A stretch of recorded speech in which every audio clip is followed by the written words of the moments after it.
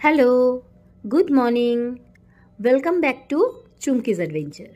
আবার ফিরে এলাম তোমাদের কাছে একদম নতুন একটা গল্প, একটা নতুন অভিজ্ঞতা আর মন ছুঁয়ে যাওয়া কিছু মুহূর্ত নিয়ে। আজকের যাত্রা শুরু হচ্ছে প্রকৃতির কোলে, যেখানে আকাশটা একটু বেশিই নীল, বাতাসে এক অন্যরকম শান্তি আর চারপাশে শুধুই সবুজের ছোঁয়া। চেনা জীবন থেকে একটু বেরিয়ে আমরা হাঁটছি এক অজানা পথে, যেখানে আছে আবিষ্কারের আনন্দ, সাহসের গল্প আর হৃদয় ছুঁয়ে যাওয়া অভিজ্ঞতা। আজ আমাদের দ্বিতীয় দিনের সফর। গন্তব্য পাতপাড়া থেকে বান্ধবগড়। দূরত্ব প্রায় 247 কিলোমিটার। সময় লাগবে আনুমানিক 5 ঘন্টার মতো।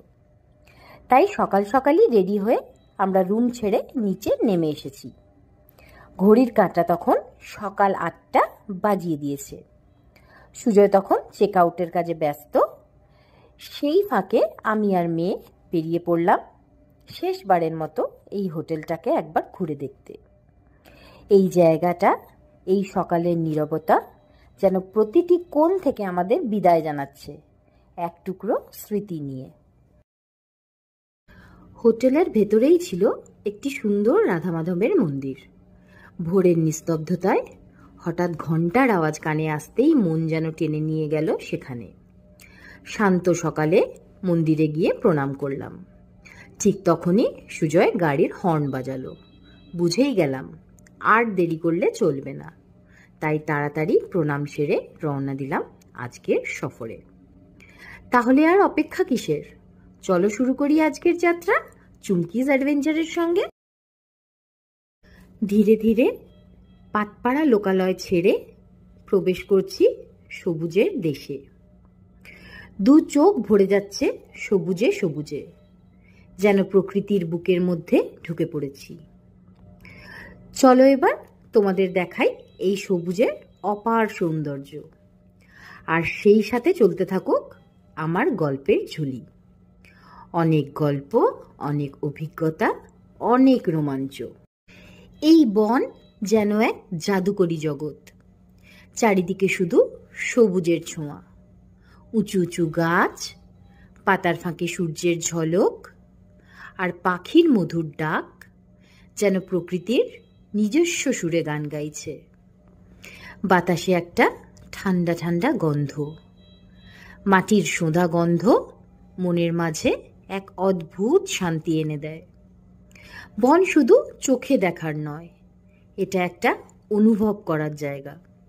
প্রকৃতির কোলে এমন প্রশান্তি আর কোথাও মেলে না। আজকে আমি এসেছি সবুজে ঘেরা এক জায়গায়, যেখানকার প্রতিটি গাছ, পাতার ঝিরিঝিরি শব্দ আর পাখির ডাক মিলে যেন এক আলাদা জগৎ তৈরি করেছে।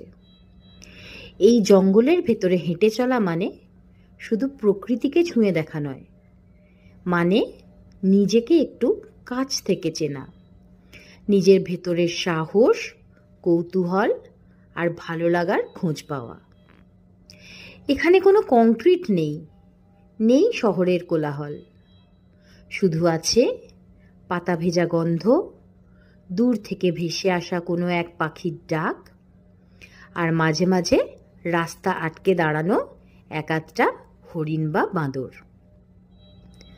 সো যদি প্রকৃতি তোমার ভালোবাসা হয়, তাহলে এই ভিডিওটা তোমারই জন্য। তাহলে চলো আজ ভেদ করি এই সবুজের রহস্য। বনের সৌন্দর্য ঠিক যেমন সবুজে ভরপুর, ঠিক তেমনই চোখে পড়ে লাল মাটির আঁকাবাঁকা রাস্তা। একদিকে ঘন সবুজের ছায়া, অন্যদিকে সেই লাল মাটির রুক্ষ টান। প্রকৃতি যেন নিজের ক্যানভাসে রঙের খেলায় মেতে উঠেছে। এই রঙিন পথেই এগিয়ে চলেছি আমরা গল্পে গল্পে। মাইলের পর মাইল পেরিয়ে চলেছি আমরা, কিন্তু আশ্চর্যের বিষয়, চোখে পড়ছে না একটাও মানুষ। গুগল ম্যাপ দেখাচ্ছে পথ, আর আমাদের গাড়ি ছুটে চলেছে সেই দিকেই। এই নির্জন পথে দাঁড়িয়ে থেকে একটা কথা বলতেই হয়, যারা আমাদের মতো লং ড্রাইভ পছন্দ করো কিংবা বান্ধবগড় ঘুরতে গাড়ি নিয়ে আসার প্ল্যান করছো, তাদের জন্য একটা ছোট্ট পরামর্শ, অবশ্যই সঙ্গে খাবার ও জল রাখবে। এই দীর্ঘ পথে কোথাও কোনো বসতি নেই, এমনকি দোকানও নেই বললেই চলে। অনেকটা পথ পেরিয়ে এক আধটা দোকান পেলাম, সেখানে শুধুই সমোসা আর চাটনি পাওয়া যাচ্ছে, আর কিছু না। ভাগ্য ভালো আমাদের গাড়িতে আগে থেকেই খাবার ও জল ছিল, তাই খুব একটা অসুবিধা হয়নি। তবে না থাকলে বিপদে পড়াটা একেবারেই অসম্ভব নয়। অনেকটা পথ পার হয়ে আসার পর দেখলাম বান্ধবগড় আর মাত্র 92 কিলোমিটার। এক নিমেষেই মনটা আনন্দে ভরে উঠল। পথের একঘেয়ামি যেন মুছে গেল এক ঝলকে। মন আপন মনে বলে উঠল, এই তো আর মাত্র 2 ঘন্টা, পৌঁছে যাব বাঘ মামার কাছে। প্রকৃতির এই নিঃশব্দ আহ্বান আর সামনে থাকা সেই গন্তব্যের টান যেন রোমাঞ্চ আর অপেক্ষার এক অদ্ভুত মিশেল। পথে যেতে যেতে চোখ পড়ল সঞ্জয় ডুবরি টাইগার রিজার্ভে, কিন্তু কাউন্টার তখনও বন্ধ, তাই আর না দাঁড়িয়ে এগিয়ে গেলাম। আরও কিছুটা এগিয়ে যেতেই হঠাৎ চোখ আটকে গেল একটা নাম না জানা নদী, যার জল ধীরে ধীরে বয়ে চলেছে নিঃশব্দে। গাড়ি থামিয়ে দাঁড়ালাম, চোখ রেখে দিলাম নদীর জলে। মন জুড়ে গেল চারপাশের অপার সৌন্দর্যে। একটা অদ্ভুত শান্তি ছুঁয়ে গেল আমাকে। নদীর ঠিক পাশেই দেখা মিলল এক বিশাল সংকটমোচন হনুমানজির মূর্তি। শ্রদ্ধা ভরে প্রণাম করলাম তাকে। তারপর আবার শুরু হলো আমাদের গন্তব্যের পথ, বাঘমামার খোঁজ।